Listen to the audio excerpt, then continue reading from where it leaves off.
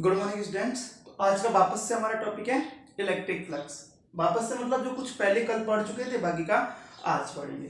तो कल हमने कुछ पढ़ा था इलेक्ट्रिक फ्लक्स के बारे में, like the definition of electric flux, unit of electric flux, dimension of electric flux, ठीक है, और we can say that the formula of electric flux, ठीक है, एंड कुछ न्यूमेरिकल्स भी हमने इस पे किए थे, ठीक है। तो कल हमने कुछ न्यूमेरिकल्स किए थे, उसमें से एक न्यूमेरिकल क्यूब वाला हमने देखा था, याद है क्या आपको? उसमें क्या किया था, एक यूनिफॉर्म इलेक्ट्रिक फील्ड हमने लिया था। क्या लिया था? एक यूनिफॉर्म इलेक्ट्रिक फील्ड। और क्या कहा था कि इस यूनिफॉर्म इलेक्ट्रिक फील्ड के अंदर यदि हम 3D सरफेस को रख दे, जैसे कि हमने एक 3D सरफेस रखी थी वहां पर क्यूब, ठीक है, तो total flux passing through that 3D surface is equal to 0। ये हमने कल शो किया था। इसको हम एक और एग्जांपल से शो करते हैं और फिर एक रूल बनाएंगे यहाँ पे जो आपको लर्न करना है। पहले एक एग्जांपल करते हैं फिर रूल समझेंगे क्या है, ठीक है। तो वापस से हमने क्या किया, एक यूनिफॉर्म इलेक्ट्रिक फील्ड लिया। Suppose this is E vector, uniform है। इस बात का कैसे पता चला? The electric field lines are parallel and equispaced to each other, so this field is called uniform electric field. What is the property of uniform electric field? The value of electric field, or we can say the magnitude of electric field, है ना, at every point on this field is going to be same always, ठीक है। तो हमने यहां पर एक cylinder लिया। क्या लिया हमने यहां पे? एक सिलेंडर, कुछ इस तरीके से, ठीक है। इसका जो एरिया है सपोज A1 है, इसका एरिया सपोज A2 है और इसका एरिया सपोज A3 है। Now question is that what is the phi passing through this object. phi की वैल्यू बतानी है जो कि इस ऑब्जेक्ट से पास हो रहा है, ठीक है। तो we know that the phi is a scalar quantity, so total phi is equal to phi1 plus phi2 plus phi3। ये बात समझ में? टोटल फाई किसके इक्वल होगा? phi1 plus phi2 plus phi3 के इक्वल होगा। नो डाउट, इसमें कोई प्रॉब्लम तो नहीं है। सीधी सी बात कही कि टोटल फाई किसके इक्वल होगा? phi1 plus phi2 plus phi3 के इक्वल हम जानते हैं। तो phi1 क्या होगा? phi1 is the E vector dot a1 vector and E a1 cos theta, ठीक है। सबसे पहले हम फाइंड आउट करेंगे थीटा। तो देखो ई वेक्टर, इसकी सरफेस कौन सी लिया? हमने ये वाली ली है। ई वेक्टर कहाँ है? आई कैप डायरेक्शन में। अच्छा, ए वेक्टर कहाँ है? सरफेस इसके परपेंडिकुलर। सरफेस के परपेंडिकुलर किसकी डायरेक्शन होती है? एरिया वेक्टर की, ठीक है। तो ए वेक्टर भी कहाँ है? आई कैप डायरेक्शन में। तो दोनों चीज जब आई कैप डायरेक्शन में है तो एंगल कितना हुआ? 0 डिग्री का हुआ। इसलिए phi1 कितना है आपके पास? EA1 आया, ठीक है। In such way we can find out the value of phi2। बताओ phi2 के लिए हम क्या लेंगे? सेकंड एरिया लेंगे। इसमें क्या बोलेंगे? E vector dot A2 vector. We can write this E A2 cos theta and what is the value of theta here?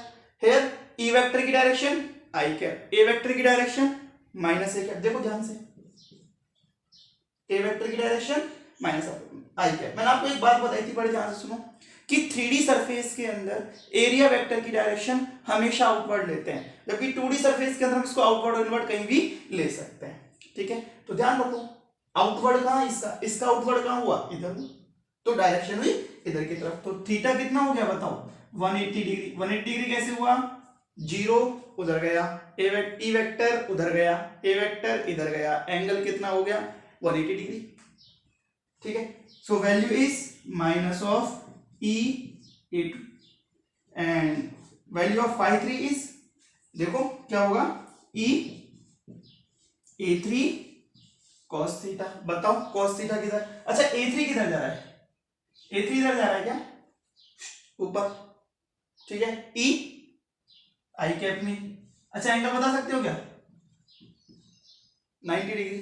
cos 90 की वैल्यू 0 डिग्री, इसलिए phi3 is equal to 0। Sorry, cos 90 degree की value 0, इसलिए phi3 is equal to 0। So total phi is equal to addition of these phi's, phi1 phi2 and phi3। तो इसको करो, calculate करोगे तो क्या आएगा? E A1 minus E A2 plus 0। अच्छा, ये तो बोल ही दिया हमने स्टार्टिंग में, A1 और A2 क्या है? इक्वल है, तो टोटल फाई क्या हो गया? 0 हो गया।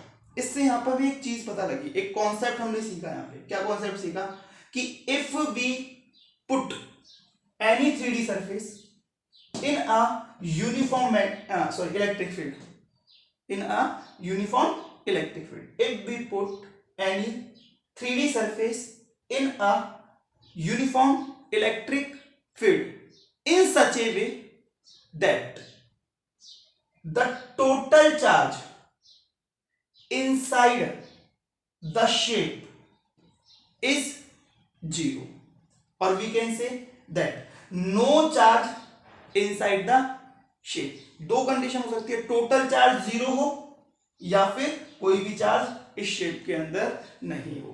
तो इस कंडीशन में दो जो आपका टोटल फ्लक्स है वो क्या होगा, जीरो होगा। तो यहां से हमने कॉन्सेप्ट बनाया, क्या कहा, पहली बात तो यूनिफॉर्म ई वेक्टर हो, ठीक है। दूसरी बात 3D क्लोज्ड सरफेस हो, शेप हो, ऑब्जेक्ट हो, ऐसे लिख दो आप तो, ऑब्जेक्ट हो। तीसरी बात no charge inside the object. ये तीन चीज हमें जहां मिल जाए तो हम बिना देखे क्या कह सकते हैं कि टोटल फाइल है ना, वो कितना मिलेगा, हमें जीरो मिलेगा। कितना मिलेगा, जीरो मिलेगा, ठीक है। बात समझ में आ गई। व्हेन यूनिफॉर्म इलेक्ट्रिक फील्ड हो, 3D क्लोज्ड सरफेस हो और सरफेस के अंदर कोई चार्ज नहीं हो, तो हम क्या कहेंगे कि ऐसी बॉडी को, ऐसी शेप को यदि हम यूनिफॉर्म इलेक्ट्रिक फील्ड के अंदर रख दें, ठीक है, तो उस कंडीशन में जो टोटल फ्लक्स है ना वो कितना होगा, जीरो होगा। ऐसा क्यों होता है वो सुनो, क्योंकि जितना फ्लक्स इस बॉडी के अंदर एंटर करता है ना, जितना फ्लक्स मतलब फील्ड लाइंस मान लो, जितनी फील्ड लाइंस इस बॉडी के अंदर एंटर करती है उतनी ही फील्ड लाइंस इस बॉडी से एग्जिट भी करती है। जितनी फील्ड लाइन इस बॉडी से एंटर करती है उतनी ही फील्ड लाइंस इस बॉडी से एग्जिट भी करती है। बात समझ में आ रही है आपको? जितनी फील्ड लाइंस इस बॉडी से एंटर करती है उतनी फील्ड लाइंस एग्जिट करती है, इसलिए total amount of field lines passing through that surface is going to be zero. So we can say that phi total is equal to phi प्रवेशित entering plus phi निर्गत, ठीक है। इस फॉर्मूले को आप ध्यान रखना, ठीक है। हाँ, इसमें एक चीज ध्यान रखो, जो एंटरिंग फ्लक्स होता है उसको हम नेगेटिव से शो करते हैं। एंट्रिंग फ्लक्स को हम किससे शो करते हैं, नेगेटिव से। और जो आपका एग्जिटिंग फ्लक्स है, जो निर्गत फ्लक्स है, उसको हम किससे शो करते हैं, पॉजिटिव से शो करते हैं, ठीक है। क्लियर हुआ एकदम से? जैसे कि एक क्वेश्चन और दे दूं मैं यहाँ पे आपको करने के लिए, कमेंट में आंसर दोगे या यही करोगे, बताओ। चलो यही करो, सीधा सा क्वेश्चन है, समझ में आ जाएगा आपको, एक बार में समझ में आ जाएगा, ठीक है। और पूछा हुआ भी कहीं पे, ठीक है, तो मजा आएगा करने में। आसान है, बहुत आसान है। देखो क्वेश्चन क्या कहा, हमने एक यूनिफॉर्म इलेक्ट्रिक फील्ड लिया। क्या लिया, यूनिफॉर्म इलेक्ट्रिक फील्ड। और क्या कहा कि इस यूनिफॉर्म इलेक्ट्रिक फील्ड के अंदर एक स्टार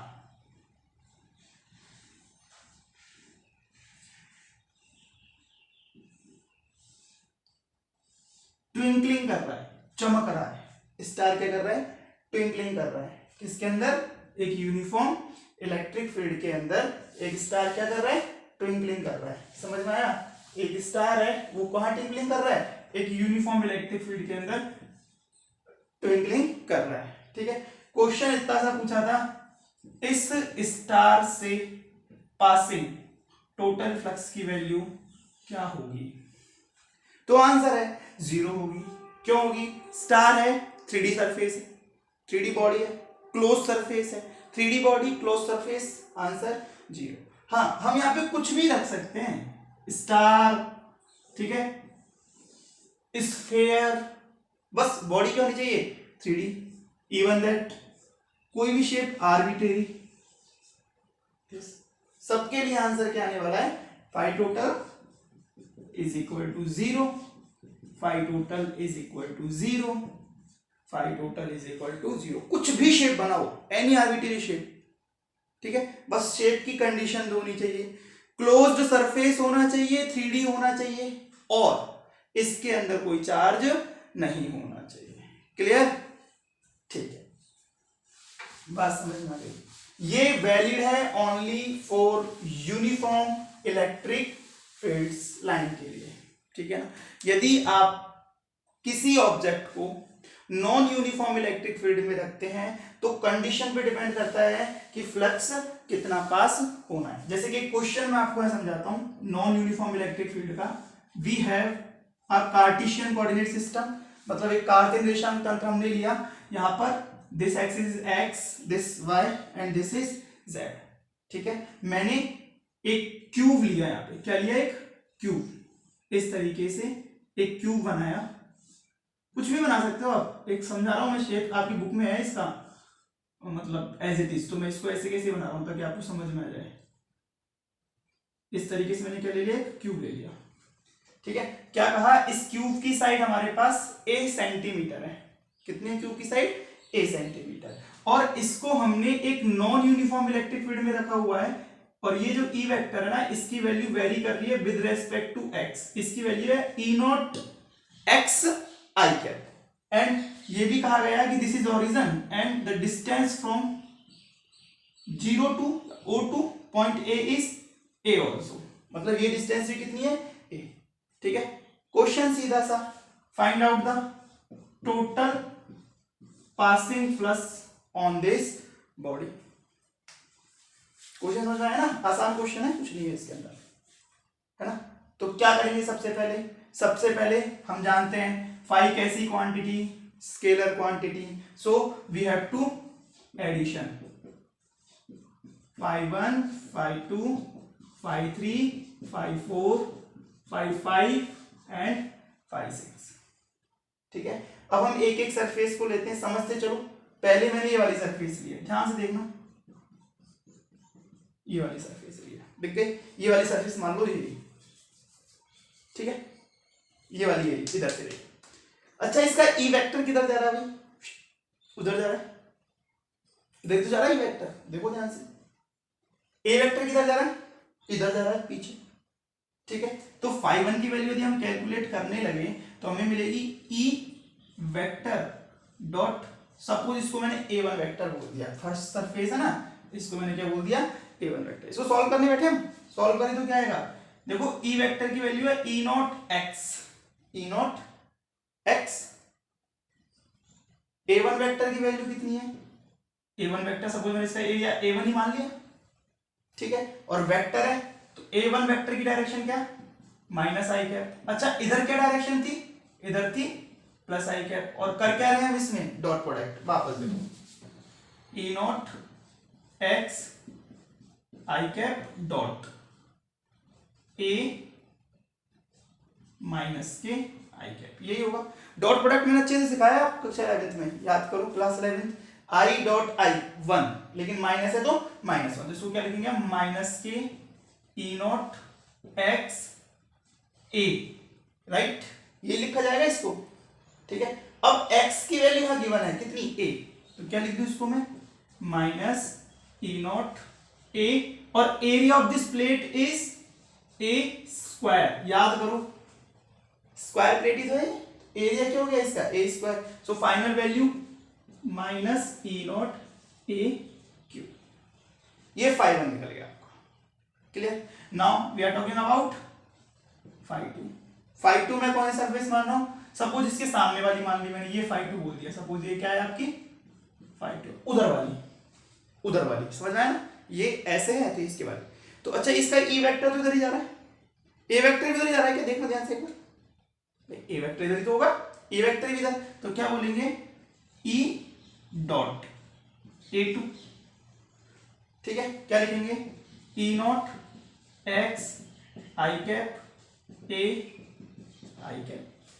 अच्छा, x की वैल्यू कितनी है, a, x की वैल्यू कितनी है, a, नहीं, अब की बार x की वैल्यू क्या हो गई, 2a हो गई। कैसे देखो, a तो ये है और a और ऐड हो गई, कितनी हो गई, 2a, तो क्या लिखूं मैं, 2E0 a स्क्वायर, इसका मतलब ये हो गया 2E0 a3। समझ आ गया तक? अच्छा फाई 3 की वैल्यू कैलकुलेट करते हैं। चलो अब फाई 3 हम ऊपर वाला बॉक्स मानते हैं, ये वाला। अच्छा ई वेक्टर कहाँ है इसका, ई वेक्टर तो ऐसे है, ए वेक्टर है ऐसे, एंगल कितना है 90 डिग्री, 90 डिग्री है ना, ए वेक्टर ऐसे, ई वेक्टर ऐसे, एंगल 90 डिग्री। जब एंगल 90 डिग्री है तो सॉल्व करने की जरूरत नहीं है, आई कैप डॉट जे कैप क्या आएगा 0। 5 4 निकालते हैं, नीचे चलते हैं, नीचे वाला बॉक्स, ई कहाँ, ए कहाँ, ई कहाँ, ए कहाँ, एंगल 90 डिग्री। आगे चलते हैं, आगे फर्स्ट वाला बॉक्स, इधर वाला बॉक्स। अच्छा इसके लिए ई कहाँ, ऐसे, ए कहाँ, एंगल 90 डिग्री। 5 5 भी कितना हो गया 0। इसी तरीके से 5 6 भी क्या हो जाएगा 0 हो जाएगा। इसका मतलब तो ये हुआ कि बाकी तो सारी क्वांटिटी 0 हो गई, हमें तो केवल इन दो क्वांटिटी से मतलब हुआ, इसमें एक तो 2 है और एक -1 है, तो इसको ऐड करेंगे तो टोटल 5 कितना आ जाएगा आपके पास, E0 a3, that is our final answer. But unit लगाना मत भूलना, यूनिट क्या आएगी इसकी, न्यूटन मीटर स्क्वायर पर कूलम्ब। तो देखो एक चीज है कि हमें नॉन यूनिफॉर्म इलेक्ट्रिक फील्ड है तो आंसर आएगा 0 नहीं आएगा। यदि ये इलेक्ट्रिक फील्ड यूनिफॉर्म होता तो ऑटोमेटिकली आंसर क्या निकल के आता 0। क्यों, एक्स की जरूरत नहीं पड़ती, एक्स की जरूरत नहीं पड़ती तो ये इसको क्या कर देता, कैंसिल कर देता। ठीक है, कैंसिल कर देता। समझ में आ रही है बात, एकदम क्लियर कि सर ये यहाँ पे होता तब भी तो जरूरत नहीं पड़ती, तब पड़ती। इसको यहाँ देते तो एक बार 0 होता और एक बार a होता, सॉल्व करते तो वापस से आंसर आता। करके देखना एक बार, इसको उठा के यहाँ रख के देखना, अपने आप पता लग जाएगा जरूरत पड़ती है नहीं पड़ती, इसका आंसर चेंज हो जाएगा, है ना, कुछ आंसर आएगा और इस तरीके से इसको सॉल्व करना होगा। तो ये सीखा हमने खेल किसका, ए वेक्टर और ई वेक्टर के बीच एंगल देखने का। ये पूरा जो कॉन्सेप्ट है, ये मकसद है आपको पढ़ाने के पीछे, रीजन क्या है, रीजन केवल इतना सा है कि आपको ई वेक्टर और ए वेक्टर देखना आ जाए। तो बताओ भाई ये समझ में आया कि ई वेक्टर और ए वेक्टर किस तरीके से देखा जाता है, एकदम क्लियर है क्या सबको, पक्के समझ में आया ना। चलो अब हम एक बेसिक शेप देखते हैं जो बड़ी फेमस शेप है, ठीक है ना, और उनसे कई सारे क्वेश्चंस बनते हैं, बने भी हैं, कई एग्जाम्स में पूछे भी हैं। आपको पहले तो डायरेक्ट रिजल्ट का ध्यान रखना है और फिर उसको हम डेरिवेशन भी कराएंगे। आपके सिलेबस में उसका डेरिवेशन नहीं है, रिजल्ट भी नहीं है एक तरीके से, पर जब आप बैठते हो ना अच्छे बच्चों के साथ, कभी डिस्कशन की बात होती है तो ये चीजें आती हैं तो अच्छा लगता है कि हमने भी फिजिक्स पढ़ी है थोड़ी बहुत, ऐसे हवा में बात नहीं कही है ना। तो इस वजह से ये 2-4 मतलब इस तरह के टिप्स आपको आनी चाहिए, क्वेश्चंस आपको होने चाहिए आपसे, ठीक है ना। तो कुछ नई चीजें हैं, इनको सीखा करो आप, ठीक है। जैसे कि मैंने कहा आपसे कि ये एक डिस्क है, क्या है, एक डिस्क, ठीक है, इस तरीके से एक डिस्क बना दी मैंने, ये डिस्क, ठीक है, और ये इसका सेंटर है, इसको बोल दिया O, और ये इसका रेडियस है, इसको बोल दिया मैंने R। अब क्या कहा, इस सेंटर से x डिस्टेंस पीछे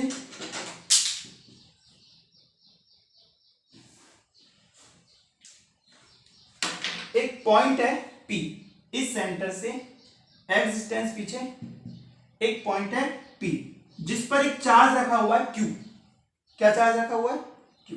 अब क्वेश्चन ये है कि इस चार्ज Q की वजह से इलेक्ट्रिक फील्ड लाइंस निकलेंगी, निकलेंगी ना भाई, और इस एरिया से पास भी होंगी। तो आपको बताना है कि इस एरिया से पास होने वाला टोटल फ्लक्स कितना है, इस एरिया से पास होने वाला टोटल फ्लक्स कितना है, ठीक है। तो आज तो हम केवल इसका क्या रिजल्ट देखेंगे, इसकी एप्लीकेशन देखेंगे, कल डेरिवेशन कराएंगे इसका, क्योंकि लेक्चर बहुत लंबा हो जाएगा, इसका डेरिवेशन में टाइम लगेगा, थोड़ा सा 15-20 मिनट का डेरिवेशन है, ठीक है। तो आज इसकी एप्लीकेशन और रिजल्ट देखेंगे केवल, ठीक है। तो हम क्या कह रहे हैं कि जब इस तरीके से कोई क्वेश्चन बन जाए कि आपके पास एक शेप बन जाए ऐसे, ठीक है, और इसके पीछे कोई पॉइंट रखा हो ओ, ठीक है ना, और इस पॉइंट पर कोई क्यू हो, तो इसकी वजह से इस एरिया में से निकलने वाला जो फ्लक्स होता है ना, इसका फॉर्मूला होता है phi is equal to Q upon 2 epsilon not.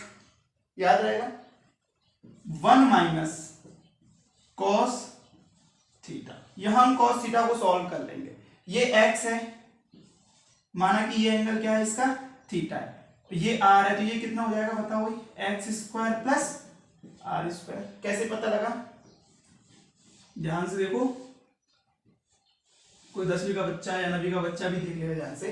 एक राइट एंगल ट्राइंगल बन रहा है, आर है एक्स है, तो ये बन गया आपका हाइपोटेनस मतलब कर्ण, ये लंब, ये आधार, ये कर्ण बना, ठीक है। कॉस चाहिए हमें, आधार बटे कर्ण करेंगे, ठीक है। तो यहां से एक फॉर्मूला और निकल के आया, Q upon 2 epsilon naught 1 minus x upon under root of x square plus r square. अभी इसको ड्राइव करेंगे कल आराम से अच्छे से, लेकिन अभी इस रिजल्ट को आप याद कर लो थोड़ी देर के लिए। क्या कि इस तरीके से कोई कौन शेप हो, देखो इसको हम ऐसे भी तो बना सकते हैं, ध्यान से देखना, बन गई ना सॉफ्टी। कौन से, क्या कहा, यहां पे कोई चार्ज रखा है क्यों, ठीक है। अब आपसे पूछा है कि इस चार्ज की वजह से इस एरिया में से कितना फ्लक्स निकल रहा है बताओ, तो आप क्या कहोगे, पहले तो इसका डायमीटर देखो, रेडियस देखोगे और इसकी हाइट देखोगे, और ये फॉर्मूला सीधा सीधा अप्लाई कर दोगे। क्या क्या चाहिए इसमें, एक्स की जगह तो एच हो गया, मान लो ये एंगल थीटा आपको दे रखा है सपोज, तो डायरेक्टली थीटा वाला लगा दो फॉर्मूला, और ये नहीं दे रखा तो आर रेस दे रखा, तो एक्स जगह आर रख के इसको, एक्स की जगह सॉरी एच रख के इसको सॉल्व कर दो। तो ये कौन है, हम क्या बोलते हैं, कौन के, है ना, पॉइंट से, कौन के एक पॉइंट पी से, है ना, उसके एरिया से पासिंग फ्लक्स है ना, उसकी कैलकुलेशन हम, उसकी कैलकुलेशन, इस एप्लीकेशन को कहीं भी यूज लेना है तो ये वाला फॉर्मूला हम डायरेक्टली अप्लाई कर देते हैं, ठीक है। अब देखो कैसे कैसे क्वेश्चन आए यहां से, वो देखना, ये समझ में आ गया क्या आपको, ये ध्यान रखना, भी डायरेक्शन कल करेंगे इसका, ठीक है। अभी हम इसके क्वेश्चन देखते हैं। क्या था क्वेश्चन, देखो क्या बोला मैंने कि आपके पास एक कुछ भी, एक मान लो मटका है, क्या, एक मटका, मटका ले लो, बकेट ले लो, कुछ भी ले लो, ये मटका है, ठीक है। और क्या कहा कि ये मटके का जो ये है ना रेडियस, वो आर है, इससे एच हाइट नीचे एक पॉइंट है पी, है ना, इस पे एक चार्ज रखा हुआ है क्यू। आपको बताना है इस चार्ज की वजह से इस एरिया से कितना फ्लक्स निकलेगा। तो ये तो वही कौन बन गया ना, ठीक है। तो हम क्या कहते हैं कि यदि किसी, एक चीज, एक कॉन्सेप्ट सुना पे कि यदि किसी 3D सरफेस में, यदि किसी, ध्यान से सुनना, बहुत इंपॉर्टेंट लाइन है, यही आगे गाउस लॉ भी बनेगा, अब इसको समझो। यदि किसी 3D स्पेस में, कहां पे, 3D शेप के स्पेस में, है ना, क्यू चार्ज रखा हो, क्या रखा हो, क्यू चार्ज, है ना, टोटल चार्ज क्या हो, क्यू हो, तो उस शेप से जो इमर्जिंग फ्लक्स है, निर्गत फ्लक्स है, उस शेप से जो इमर्जिंग फ्लक्स है, निर्गत फ्लक्स है, ठीक है, उस वो जो फ्लक्स है उसको हम क्या बोलते हैं, क्यू अपॉन एप्सिलॉन नॉट बोलते हैं। जैसे कि मान लो मैं 3D सरफेस हूं, मैं कोई चार्ज खा गया थोड़ा सा, ठीक है, तो मेरे अंदर से, इस पूरी बॉडी से जो इलेक्ट्रिक फील्ड लाइंस निकलेंगी ना, उसकी वजह से फ्लक्स बनेगा, वो कितना बनेगा, जितना चार्ज मैंने खाया है डिवाइडेड बाय एप्सिलॉन नॉट। बड़े काम की चीज है, समझेंगे इसको, इसका भी डेरिवेशन यही गाउस पर आगे पढ़ेंगे, क्यू अपॉन एप्सिलॉन नॉट, ठीक है। एक गधा चल रहा है, वो 500 कूलम का चार्ज खा गया, तो गधे की जो बॉडी है उससे इलेक्ट्रिक फील्ड लाइंस निकलेंगी, ठीक है। तो जो गधे की बॉडी से इलेक्ट्रिक फील्ड लाइंस निकलेंगी, है ना, उसका जो फ्लक्स है, नंबर ऑफ इलेक्ट्रिक फील्ड है per unit area, electric field lines है पर यूनिट एरिया, वो क्या है, क्यू अपॉन एप्सिलॉन नॉट होगी। अब मैंने क्या कहा कि ये चार्ज यहाँ रखा है, कि पूरी बॉडी होगी, तो इस बॉडी की वजह से टोटल फ्लक्स कितना निकला, आप कह दोगे क्यू अपॉन एप्सिलॉन नॉट निकला, क्यू अपॉन एप्सिलॉन नॉट निकला, ठीक है। तो आपसे पूछा कि भाई इससे कितना चार्ज निकला, तो ये तो कौन बन रहा है, तो इसका फॉर्मूला आपको पता है, यहां लिख दो, क्यू कौन कितना होता है q अपॉन 2 एप्सिलॉन नॉट और 1 minus h upon under root of r square plus h square.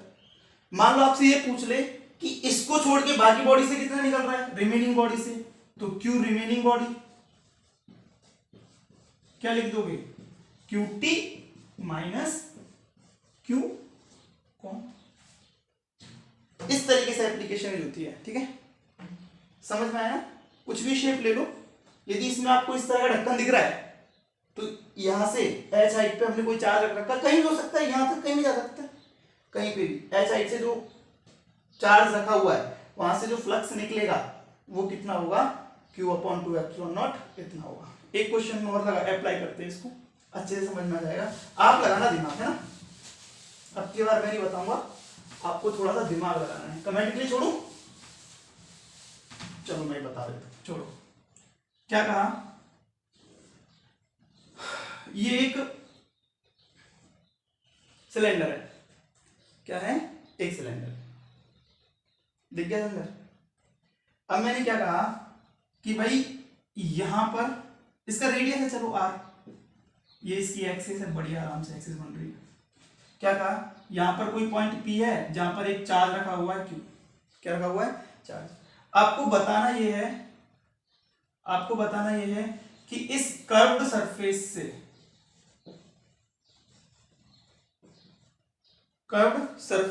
से